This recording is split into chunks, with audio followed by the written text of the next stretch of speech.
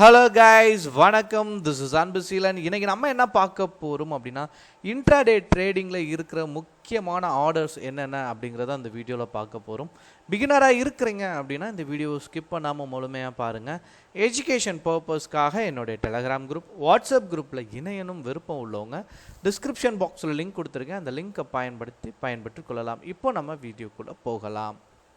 பெருவாரியான நபர்கள் இன்றைக்கி ஸ்டாக் மார்க்கெட்டில் வரும்போது அவங்க ப்ரிஃபர் பண்ணுறது என்ன அப்படின்னு பார்த்தீங்க அப்படின்னா இன்ட்ராடே ட்ரேடிங்கை பொறுத்த மட்டும் நீங்கள் குயிக்காக லேர்ன் பண்ணும். ஏன் அப்படின்னா இங்கே இருக்கிற லாபமும் ரொம்ப அதிகம், அதே மாதிரி நீங்கள் நஷ்டப்பட்டாலும் ரொம்ப அதிகமாக நஷ்டப்படுவீங்க.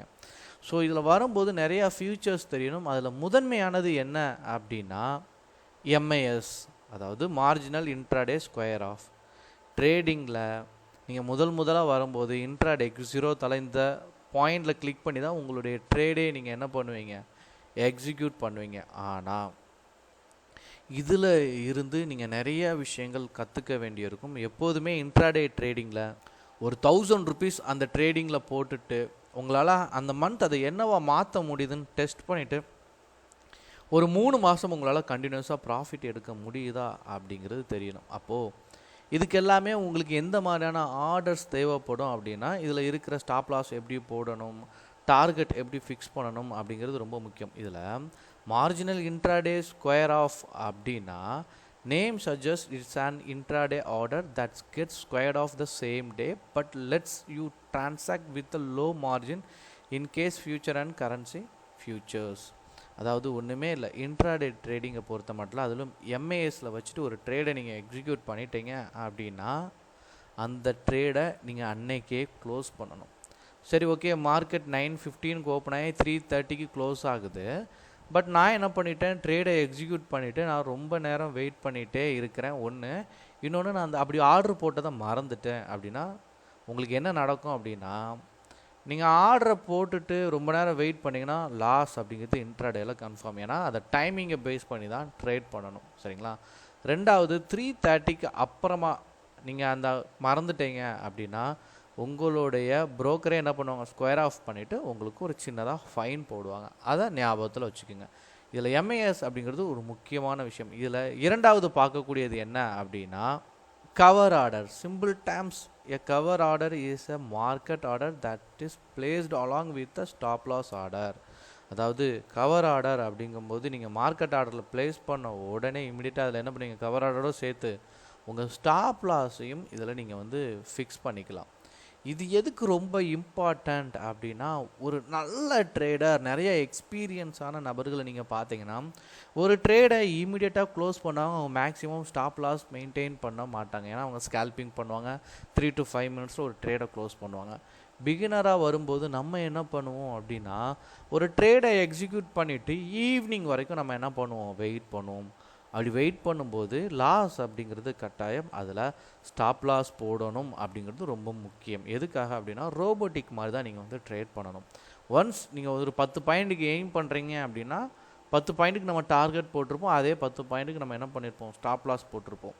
நீங்கள் சரியாக பண்ணீங்க அப்படின்னா 10 ஆர்டரில் 8 ஆர்டர் என்ன ஆகும் அப்படின்னா உங்களுக்கு ப்ராஃபிட்டும், 2 ஆர்டர் என்ன ஆகும், லாஸ் ஆகும். இதை நீங்கள் ஆட்டோமேட்டிக்காக நீங்கள் கவர் பண்ணச்சா பார்த்தீங்க அப்படின்னா உங்களுக்கு ஒரு மினிமம் ப்ராஃபிட் அப்படிங்கிறது நிற்கும். சரி, ஓகே, இதை தப்பாக நீங்கள் பண்ணுறீங்க, எனக்கு ஒரு 3 ஆர்டர் 4 ஆர்டர் என்ன ஆகுது அப்படின்னா என்னுடைய டார்கெட்டை ஹிட் பண்ணுது, அதே மாதிரி ஒரு 6லேருந்து 7 ஆர்டர் என்ன ஆகுது அப்படின்னா என்னுடைய ஸ்டாப் லாஸாக ஹிட் பண்ணுது அப்படின்னா நீங்கள் பெரிய லெவலில் லாஸ் போகாமல் காப்பாற்றக்கூடியது தான் இந்த கவர் ஆர்டர்.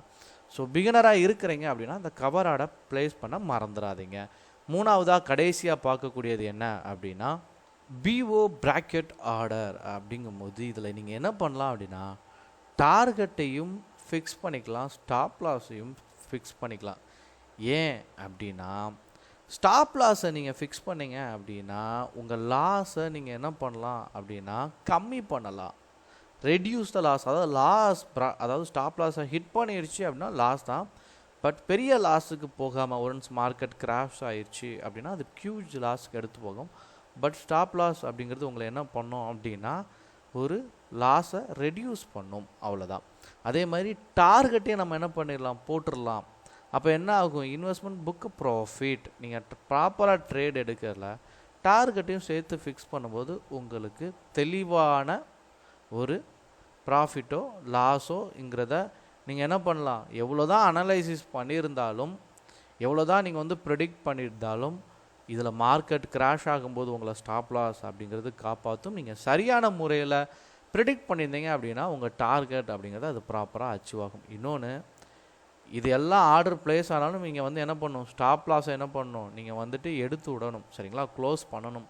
அப்படி இல்லை அப்படின்னா அதுக்கும் உங்களுக்கு சார்ஜஸ் ஃபைன் எல்லாமே இருக்குது. ஒன்ஸ் ஏன்னா நீங்கள் ஸ்டாப் லாஸ் போடும்போது என்ன இஷ்யூ வரும் அப்படின்னா, ஆர்டர் பிளேஸ் ஆனோன்னு இது ஆட்டோமேட்டிக்காக என்ன ஆகும், நார்மலாக செல் ஆர்டராக மாறுறதுக்கும் நிறைய இடத்துல இந்த மாதிரி விஷயங்கள்லாம் நடந்திருக்கு. ஸோ இதையும் உன்னிப்பாக கவனித்து நீங்கள் பண்ணும்போது உங்கள் டார்கெட் ஹிட் ஆகிடுச்சு அப்படின்னா ஸ்டாப் லாஸையும் எடுத்து விடுறதுக்கு நீங்கள் மறந்துடக்கூடாது. நீங்கள் நினச்சிடக்கூடாது ஆட்டோமேட்டிக்காக க்ளோஸ் ஆகும் அப்படின்னு நினைக்காம நீங்கள் என்ன பண்ணுங்கள், நீங்களே அந்த ஆர்டரையும் க்ளோஸ் பண்ணுறது ரொம்ப நல்லது. ஓகேங்களா, உங்களுக்கு ஏதாவது டவுட் இருக்குங்கிற பட்சத்தில் கண்டிப்பாக உங்களுடைய டவுட்டை கமெண்ட் பாக்ஸில் தெரிவிங்க. Okay guys, thank you so much for வாட்சிங் this video. Tata, bye bye, see you.